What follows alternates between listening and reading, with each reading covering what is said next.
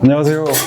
현재 2020 KMBC 챔피언으로 이번에 WBC에서 한국 대표로 참가했던 강현영 로스터입니다.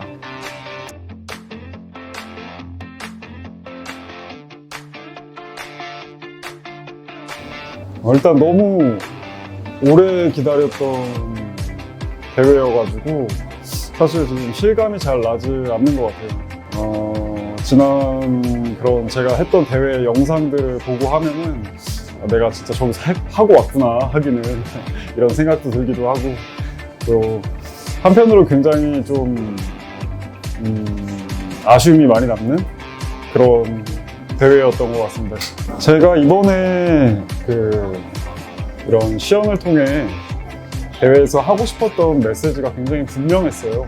제가 3년 전에 이제 브라질을 갔다 오면서 이제 느꼈던 건데요. 그때 당시에 웹밀이라고 하는 그런 체리를 이제 펄핑이랑 전반적인 그런 가공 처리를 해주는 기계가 있는데, 그 웹밀 뒤편으로 이제 펄프가 굉장히 많이 쌓여요.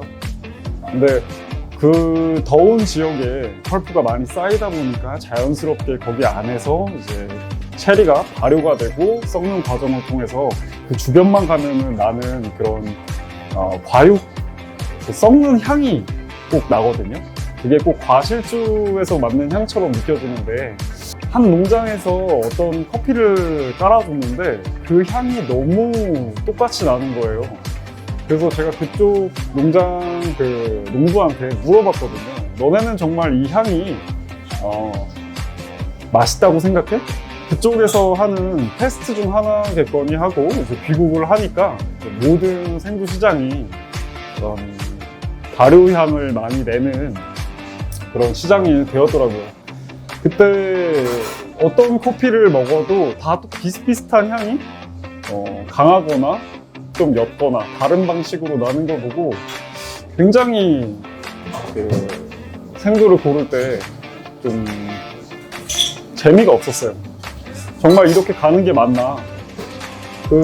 여기에서 위기감을 느꼈던 거는 농장 산지를 가보면은 아시겠지만, 이 산지가 가지고 있는 어떻게 보면 때로와 농장만이 가지고 있는 그 특별함이 있거든요. 그거는 사람이 선택한 게 아니고 노력으로도 만들어질 수 없는 그 때로와에서 표현되는 굉장히 하이 퀄리티의 그런 맛들이 있어요. 그리고 거기에 어울리는 품종, 여기서 어떤 품종이 더 어울리는가, 그 품종마다 나타내주는 또 맛이 있거든요. 그 두 개가 서로 잘 어우러졌을 때 나오는 그런 약간 자연이 선물해주는 듯한 그런 커피에서 뿜어져 나오는 느낌이 있거든요. 저는 그게 너무 좋고 그게 본질이라고 생각해요. 근데 어느 순간 이 발효라는 것 때문에 그 때로와랑 품종이 전혀 나타나지 않았어요, 컵에서. 저는 여기서 위기감을 좀 느꼈던 것 같아요. 그리고 나서 반문해봤죠. 왜 발효를 할까? 그 근본으로 돌아가서 발효를 하게 된 것부터 생각해보자. 물론 이 과정 안에서 굉장히 발효 건조 단계에서 많은 시도들을 하는 거는 어떤 대외적인 부분도 있고, 그리고 WBC 룰에 관한 부분도 분명히 영향은 있을 거예요. 하지만 이런 발효적인 부분을 왜 할까 다시 돌이켜서 생각을 해보면은 되게 단순해요. 내추럴이든 워시드든 이 뮤실리지를 제거하기 위해서 해왔던 거거든요.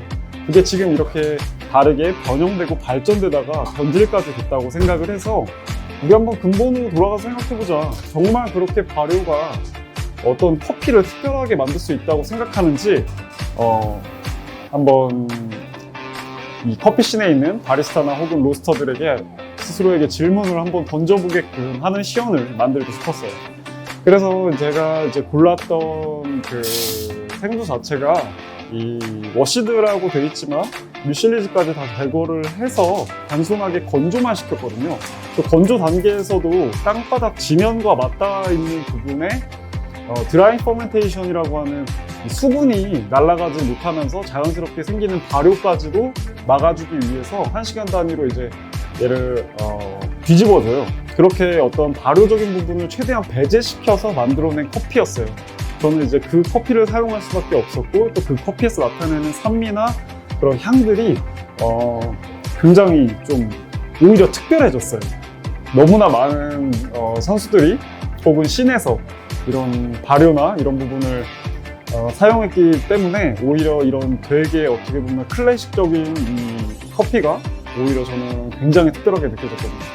더군다나 한 가지 더 나아가서 요즘 커피를 먹다 보면 예전과는 다르게 향과 맛 사이에서 어떤 괴리감을 느껴요. 맛과 향이 서로 따로 노는 느낌이 들고 이 향이 겉에서 도는 이 향이 너무나 특정 과일과 똑같이 나거든요.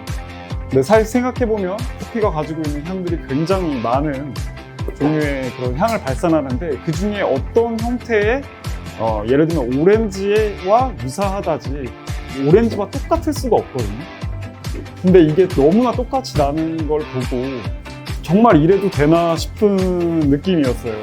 그래서 그 부분에 대해서도 우리가 이게 옳다 그르다가 아니라 근본에서 한 번 더 스페셜티라고 하는 게 과연 어떤 형태의 것인지 우리가 무엇을 좋아해서 이 길을 걷고 있는지에 대해서 좀 다시 리마인딩 해주고 싶은 그런, 그리고 발효든 혹은 그 밖에 다른 처리를 했든 간에 그런 어떤 기준점을 한번 우리가 생각해 봐야 될 때가 아닌가 하는 그런 메시지를 좀 수각해서 담았는데 전달이 잘 됐는지는 모르겠네요. 저 같은 경우에는 로스팅 포인트라고 하는 게 좀 단순하게 말씀드리면 뭐 미디엄과 라이트 그 사이 정도 된다고 생각해요. 분쇄 아크트론으로 저희는 기준을 삼는데 80에서 이제 80 정도? 개인적으로는 이 자라밀로 워시드 같은 경우에 굉장히 많은 열을 필요로 하고 또 그 디벨롭먼트 레이트도 굉장히 길었어요.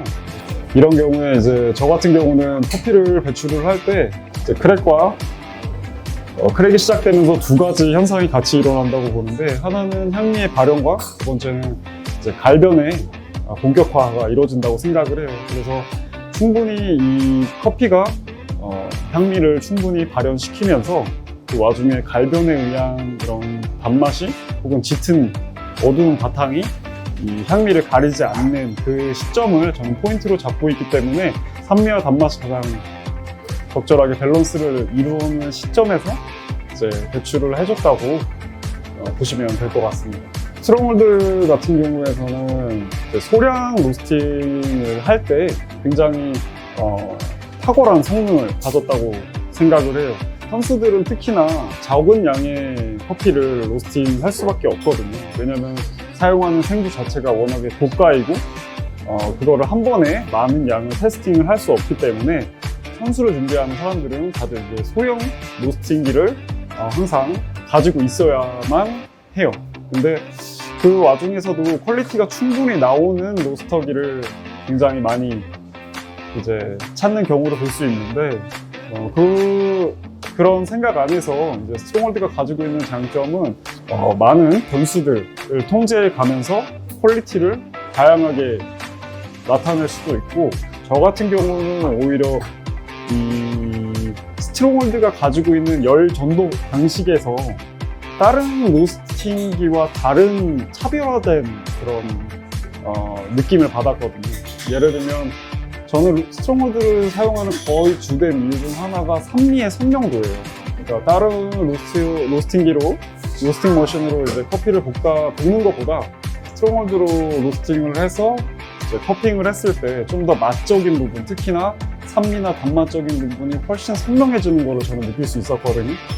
그래서 특히나 이런 에스프레소를 추출을 할 때 그 산미의 선명도는 그 플레이버 혹은 이런 전달하는 노트의 그런 선명도와도 직결되기 때문에 굉장히 애용하고 있는 편입니다. 일단 스트롱홀드 같은 경우에는 앞서 말했던 그런 장점들이 있기 때문에 하이 스페셜리티 커피를 볶을 때나 대회용 생두를 볶을 때 항상 사용하고 있고 앞으로도 그럴 예정이고요. 그리고 저희 같은 경우는 본 로스팅 전에 샘플 로스팅을 거치고 그 다음에 스트롱홀드로 한 번 더 로스팅을 거쳐서 이 커피가 가지고 있는 DTR이 어느 정도인지 측정을 해요. 어떻게 보면은 굉장히 저희한테는 활용하는 범위가 굉장히 넓은 그런 머신이라고 생각합니다.